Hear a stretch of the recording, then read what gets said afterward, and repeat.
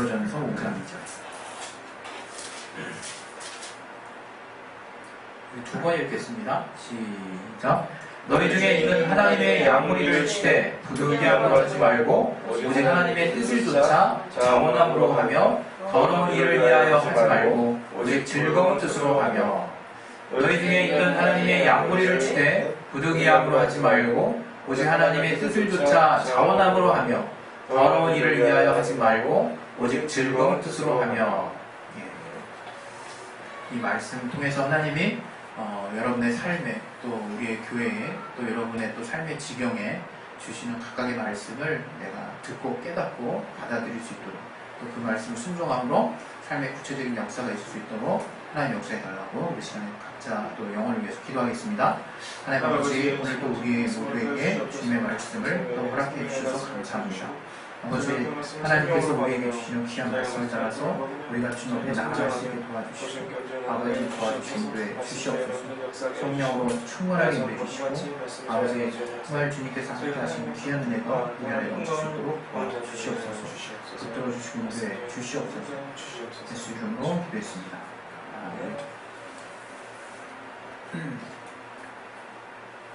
하나님은 우리로 하여금 자원함으로 자발적으로 나아오는 자를 찾으십니다. 요한복음에도 하나님은 신령과 진정으로 예배하는 자를 찾으신다. 이렇게 예배하는 자를 찾으신다고 그렇게 말씀하시지 않았습니까? 우리가 예배해야 해. 그래서 예배하는 자보다 이렇게 하나님을 찾아뵙기 위해서 하나님을 만나려고 자원함으로 하나님께 나아가는 자를 하나님은 기뻐하신다는 말입니다.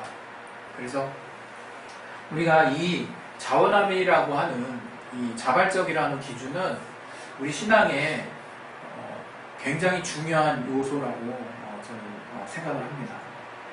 그래서 하나님이 우리를 지으실 때도 우리를 강제적으로 뭔가를 하시도록 지으시지 않으셨어요. 그 인간이 가진 특성 중에 가장 대표적인 것을 우리는 자유의지라고 우리는 표현하는데요. 그 자유의지라는 게 뭡니까? 내 마음대로 할 자유, 이렇게 아주 쉽게 표현하는 분도 있으세요. 그러나 이걸 신앙 안에서 우리가 표현한다고 하면 신앙의 또 하나님의 뜻 안에 담긴 어떤 단어로 우리가 표현한다고 하면 그것은 아마도 하나님의 뜻 안에서 우리가 자유롭게 선택할 수 있는 의지가 아닐까 싶어요. 많은 사람들이 이 자유의지의 이 묘한 경계선에 있는 속성들 때문에 그게 무슨 자유냐라고 생각하시는 분이 있을 수도 있을 것 같아요. 그러나 이 자유라고 하는 것은 사실 우리가 어느 한 곳에 속해 있을 수밖에 없는 것입니다. 그래서 우리 교회의 이름도 진리로 자유한 교회인데 진리 안에 속해 있을 때 비로소 자유할 수 있다는 말이죠. 우리가 세상에서 무엇으로부터 자유, 어느 구속, 어디로부터 속박으로부터 자유, 그래가지고 뭔가로부터 자기를 얼과매고 자기를 뭔가 답답하게 하는 것으로부터 벗어나는 것을 우리 일반적으로 자유라고 생각할 수 있어요. 그리고 나서 내 마음대로 생각하는 것을 자유라고 생각할 수 있죠. 물론 우리가 자유민주주의 할 때 우리 인간 개개인이 자기가 주도적으로 무언가를 결정할 수 있고 선택할 수 있고 자기가 원하는 삶을 자기가 또 취할 수 있고 이런 여러 가지 면에서 이 자유의 범위를 우리는 정의 내릴 수 있고 또 그러한 것들을 우리는 알고 있습니다. 그러나 먼저 우리가 신앙인이라면 하나님이 우리 안에 주신 그 자유와 또 자유의지는 무엇일까에 대해서 생각해 볼 필요가 있을 것 같아요. 그래서 이 자유의지라고 하는 것은 하나님이 우리를 정말 이미 어떻게 하도록 만드신 다음에 그 계획대로 그냥 진행해 가도록 이렇게 하셨기 때문에 우리는 하나님의 손아귀에서 벗어날 수 없어. 그런 약간은 답답한 시각으로 바라보는 분도 있지만 그렇지 않습니다. 하나님이 우리를 만드실 때는 정말로 진정으로 그분의 선한 뜻을 따라 우리가 주도적으로 선택할 수 있는 의지를 주셨어요. 이렇게 하나님이 이렇게 뜻 안에서 이렇게 통제시키신 게 아니라 그래서 우리가 자발적으로 그분의 선한 뜻을 붙잡고 나아갈 수 있기를 원하시는 거죠. 지금 우리가 이제 지금 신앙생활을 하는데 우리가 신앙생활할 때 이렇게 할 수도 있고 불순종할 수도 있어요. 불순종하기도 하잖아요. 그런데 하나님이 원하시는 건 무엇이냐면 우리에게 주어진 그 자유의지가 하나님이 우리 앞에 놓으신 여러 가지 선한 뜻, 선한 의지로 만드신 예비하신 것들이 있는데 그 하나님의 뜻 안에 세우신 것들을 우리가 밟아서 따라가기를 참으로 원하시는 거예요. 그런데 그렇게 우리가 따라간 자와 그렇지 않은 자의 어떤 삶에 대해서 하나님이 정말 명확히 그것이 왜 복이 되는지를 신앙생활을 해보면서 이제 알게 해주시는 거거든요. 그래서 우리가 신앙생활을 하면 할수록 이 자유의지의 어떤 이 신비로움과 또 그 자유의지를 가지고 자발적으로 하나님의 말씀을 순종하는 그 개념 자체가 이게 엄청난 하나님의 우리를 향하신 사랑과 또 우리를 향하신 엄청난 긍휼이 담겨있는 또 비밀이 담겨있는 또 정말 너무나 멋진 하나님의 우리를 향하신 장치가 아닌가 생각을 해볼 때가 많아요. 우리로 하여금 정말 하나님을 생각했을 때 정말 온 마음을 다해서 간다는 게 무엇인지를 깨닫게 할 수 있는 그 장치가 자유의지와 그로 말미암은 어떤 자발성이라고 하는 거죠. 저는 만약에 우리 인간에게 자유의지가 없고 또 우리 인간의 어떠한 동기로 인해서 자발적으로 하나님을 따라갈 수 있는 어떤 선택의 순간이 없다면 과연 온 마음으로 온 뜻으로 또 전심으로 나아가거나 또 그렇게 할 동력이 내게 있을 수 있을까? 그런 생각을 해봤을 때 저는 사실 불가능하다고 생각합니다. 절대로 그냥 따라하는 대로 따라가도록 그렇게 하는 것에서 내가 나를 다 희생하도록 나의 힘을 다 소진하도록 그렇게 따라갈 수 없어요. 그러나 하나님이 자유의지를 두시고 또 하나님이 자신의 뜻 안에 둔 많은 장치, 많은 어떤 길들을 통해서 그것이 선하다고 하는 것을 우리가 신앙생활을 통해서 그분을 순종함을 통해서 하나씩 하나씩 알게 하시고 결국에는 내가 온전한 마음으로 온전히 자원하는 마음으로 하나님의 말씀을 따라가게 하심으로 이제 내가 그 자원함이라고 하는 게 전심을 다해서 하나님 나아갈 수 있도록 그렇게 인도해 가신다 이거. 내가 전심을 다한다는 건 내 마음이 크게 감동한다는 걸 의미하는 거거든요. 또 내 마음이 그 어느 때보다도 가장 큰 만족 안에 들어있다는 걸 말해요. 내가 하나님 향해서 전심을 향해 나간다는 것은 그 어떤 기쁨보다도 가장 큰 기쁨의 상태에 있다는 걸 또 말합니다. 우리는 그런 것들을 이제 체험하기 전에는 잘 모르는 거죠. 우리의 삶은 어떻습니까? 사실은 올인하기 힘들어요. 왜? 상처받기 쉽고 또 손해보기 쉽고 또 여러 가지로 공격당하기 쉽고 또 여러 가지로 내가 또 믿을 수 없는 우리 앞에 많은 환경들이 있기 때문에 내가 전심을 다하고 온 마음을 다하고 또 내가 자발적으로 나를 다 내어놓기까지 무언가를 하기가 쉽지가 않다. 쉽지가 않다. 그러나 그렇게 할 수 있는 원동력이 자유의지와 또 하나님이 내 마음 깊숙이 성령을 통해서 감동케 해주시는 그 하나님의 선한 길에 대한 내 마음의 깊은 감동과 감격이 그분을 향해 전심을 향해서 자발적으로 따라 나가게 한다 이거예요. 그래서 우리가 신앙생활할 때 내게 과연 현재 이 자원함과 자발성이 잘 작동하고 있는가를 돌아보는 것은 대단히 중요한 문제라는 거예요. 우리가 통상 전 신앙의 모습을 한 이 세 가지 정도로 구분할 수 있지 않을까 싶어요. 제일 첫 번째 모습은 겉으로 여러분 근데 드러나지 않습니다. 이 세 가지 모습이 희한합니다. 어떨 때 잠깐 보기도 했는데 그게 거짓일 수도 있어요. 또 그것만으로 다 판단할 수도 없어요. 그래서 굳이 남의 어떤 믿음의 어떤 외적으로 드러나는 거 크게 관심 가질 필요 없습니다. 우리가 하나님 앞에 어떻게 나아가야 할지 그것을 늘 중심으로 내공을 잘 쌓는 분들이 나중에 하나님 앞에 정말 결정적일 때 하나님이 기뻐 여기실 수 있는 믿음을 보여드릴 수 있을 것이라고 저는 생각해요. 제가 지금 말씀드려간 이 믿음의 세 가지 형태는 정말 겉으로 잘 드러나지 않는다고 저는 생각해요. 초보잖아 그렇지. 믿음 처음 들어온 지 얼마 안 된 자나 드러나지요. 이제 조금 들어가고 나서는요, 새 모델이 다 잘 몰라요. 첫 번째 모델은 하나님께 저주받을까봐 신앙생활 하는 사람들, 지옥 갈까봐 신앙생활 하시는 분들, 종과 같은 믿음을 가진 자들이죠.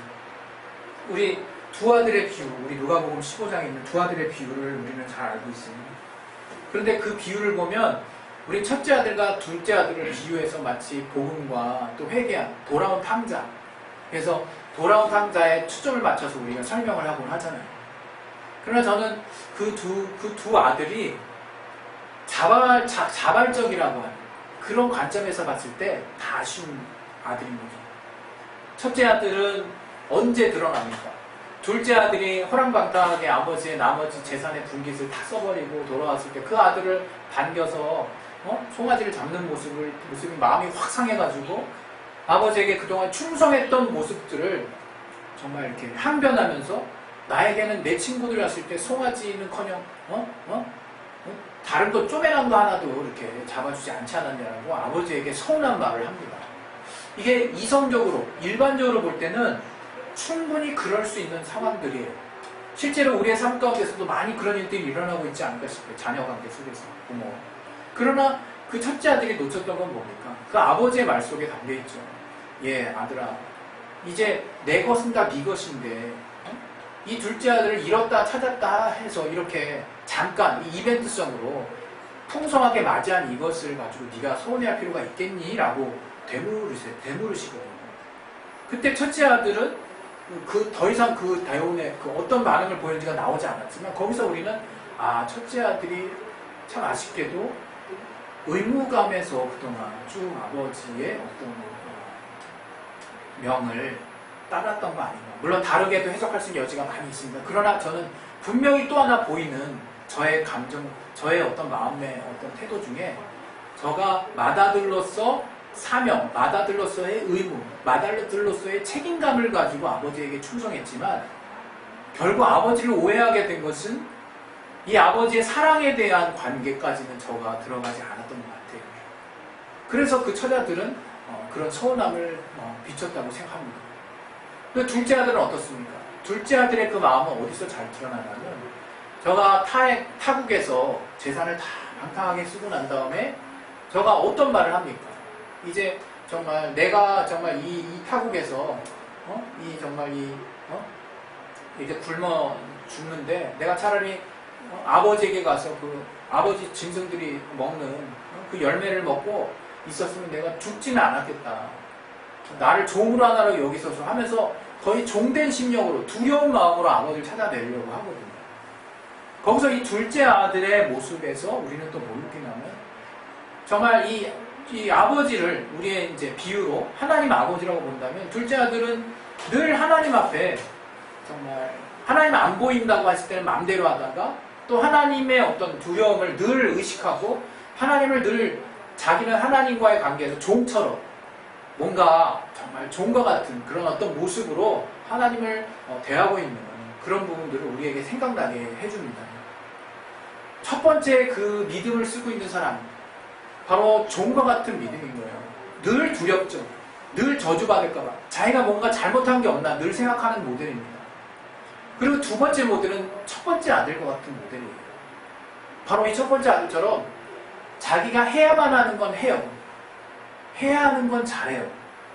분명히 책임감을 갖고 있습니다. 그러나 저가 그러한 일들을 해내는 동력에는 의무감이라고 하는, 안 하면 안 된다라고 하는 그러한 생각의 중심으로 모든 일들을 하고 있다는 것을 우리는 부인할 수가 없어요.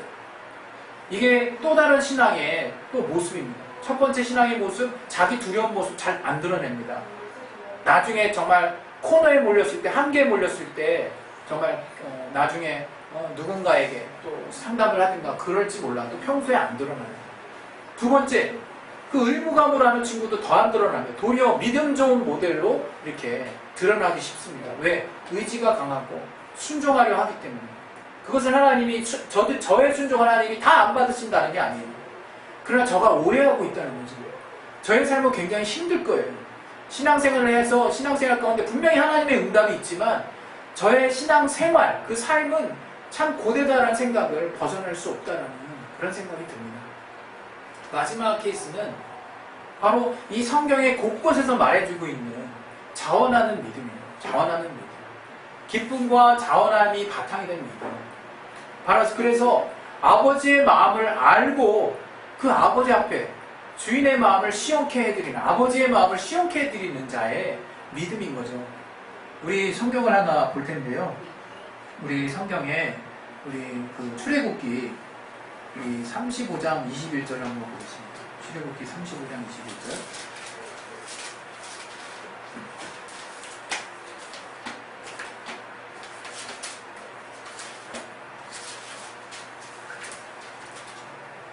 출애굽기 35장 21절.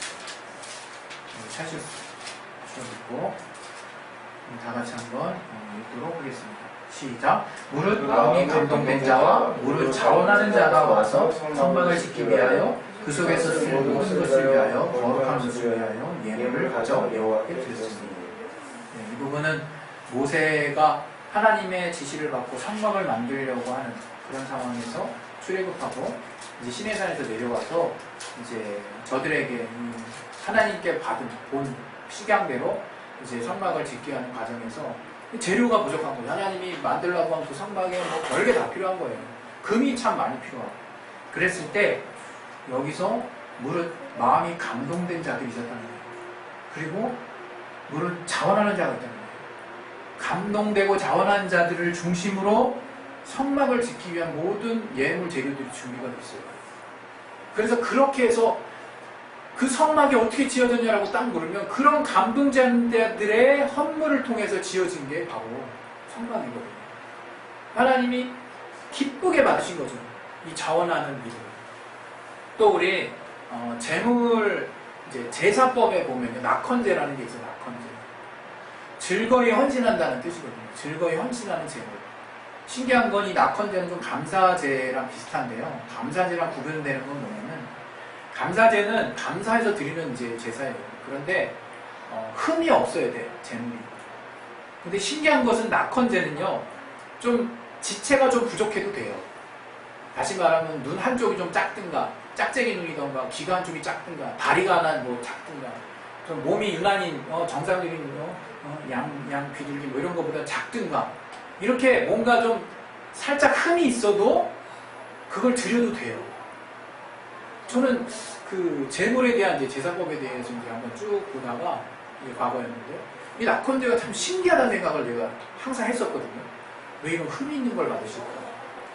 근데 하나님이 그 당시에 감동해 주셨던 걸 전 지금도 갖고 있는데, 자원함으로 드리는 이 제사기 때문에 어떤 눈에 보여지는 헌물에 덜하고 더하고 보다도 저가 마음에 자원하는 심령의 그 분량대로 하나님이 다 받으시는 거구나. 그냥 내가 어떻게 드리든 내 자원하는 그 분량을 하나님이 완전히 풀로 다 받으시는 거예요. 온전하게.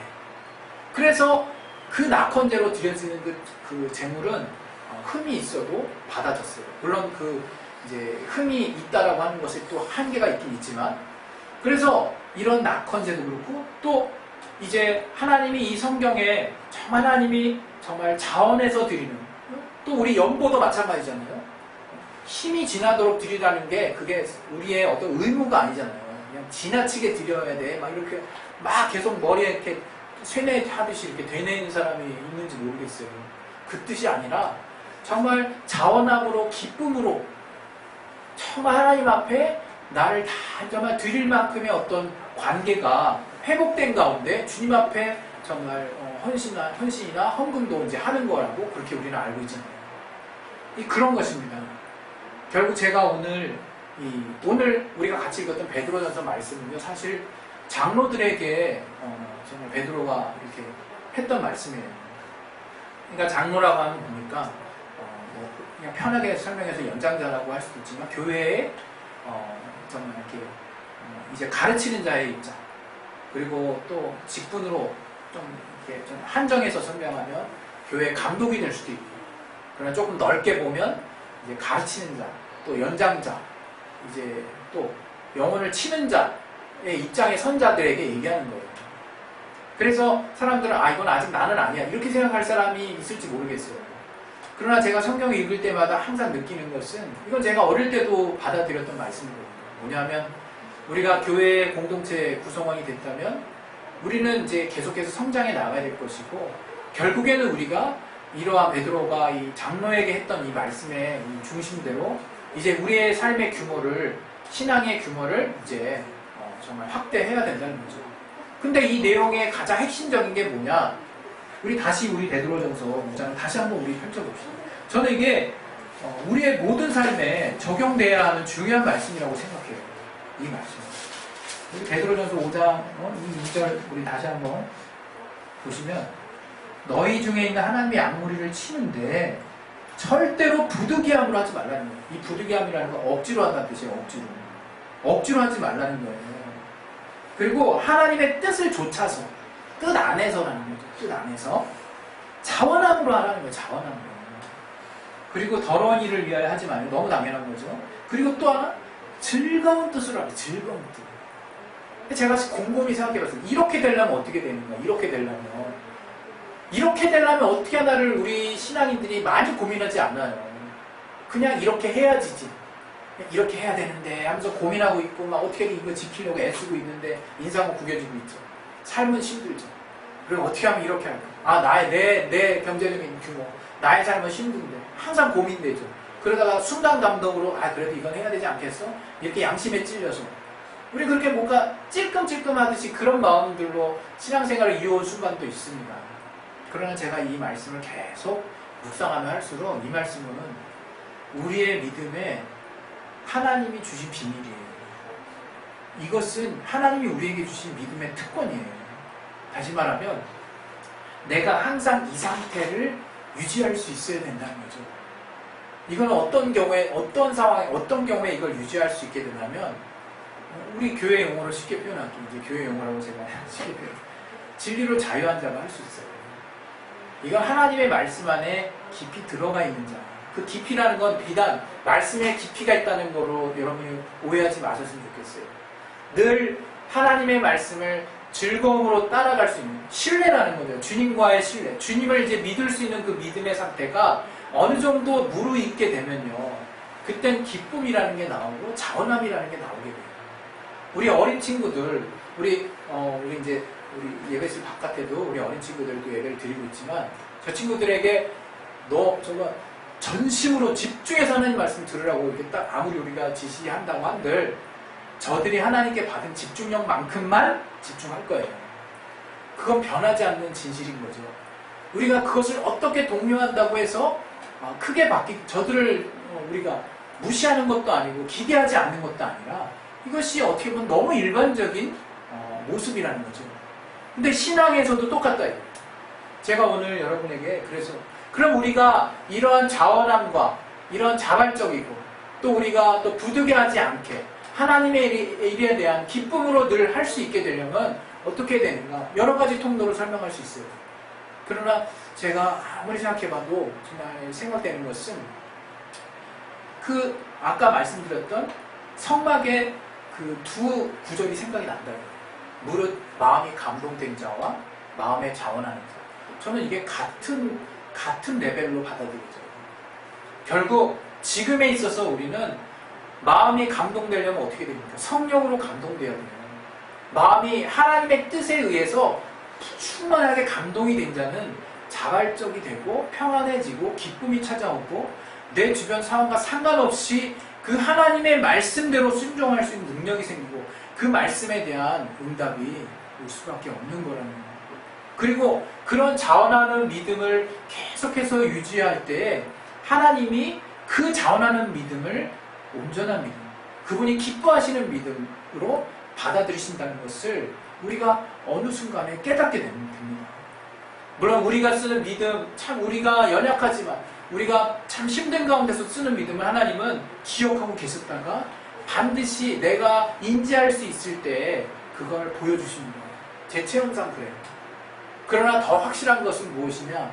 내가 어느 상황이 있을지라도, 내 상황이 어떤 상황이 있을지라도 내가 주님 앞에 먼저 주님을 찾고 먼저 자발적으로 하나님이 기뻐하시는 그 뜻을 붙잡으려고 했을 때 하나님이 정말 우리를 선하게 역사해 주시는 현실들을 우리 삶 가운데서 제가 많이 경험을 했습니다.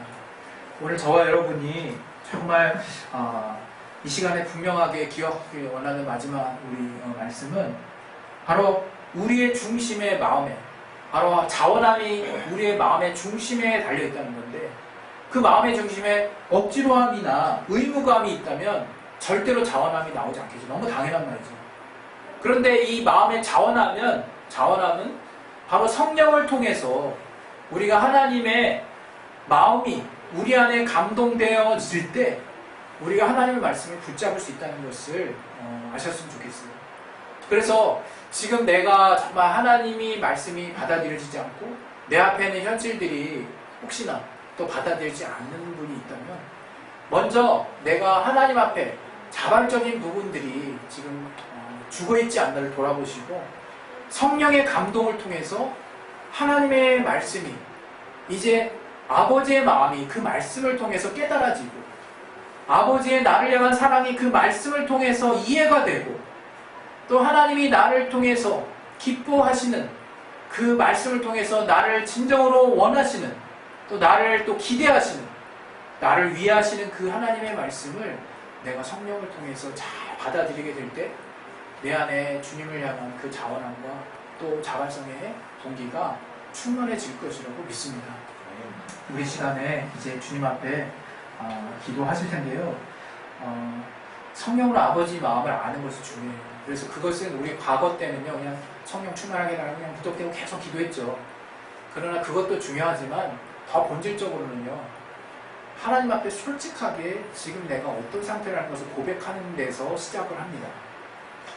거기서부터 시작해서 이제 하나님이 내게 과연 어떠한 분인가를 깨닫게 달라는 진솔한 고백에서 성령의 감동을 통해서 하나님의 마음이 읽혀질 때 나는 정말 자원함으로 주님 앞에 나갈 수 있는 근본적인 힘이 생겨난다는 것을 우리가 기억할 수 있기를 바랍니다. 우리 시간에 기도하겠습니다. 기도하실 때 하나님 분명히 우리를 보시는 믿음의 수준이 있다는 것을 기억할 수 있고, 그것은 차별대화한다는 게 아니에요. 우리가 정말 두려워서 믿는 것이나 또는 의무감에서 믿는 것이나 또 기쁨과 자원하고 믿는 것, 겉으로 드러나는 건 다 똑같은 모습일 수 있지만 하나님은 다르게 보신다는 것을 여러분 기억하셔서 내 상황이 이런데 어떻게 해요? 라고 하나님 앞에 정말 따지기 전에 하나님이 우리의 자발적이고 자원하는 그 믿음을 통해서 하나님이 주시고자 하는 것들이 얼마나 풍성한가를 분명히 성령을 통해서 알게 하시고 삶의 체험 가운데 응답하셨다는 것을 체험하기를 원하시는 거죠. 우리 시간에 예수의 한마디씩 기도하실 때 내 믿음이 정말 자원함의 믿음이 될 수 있도록 늘 성령으로 아버지 마음을 헤아릴 수 있게, 또 아버지가 나를 향하신 마음이 어떠한지를 그 말씀을 통해서 내가 깨달을 수 있고 느낄 수 있도록 하나님이 도와달랍니다.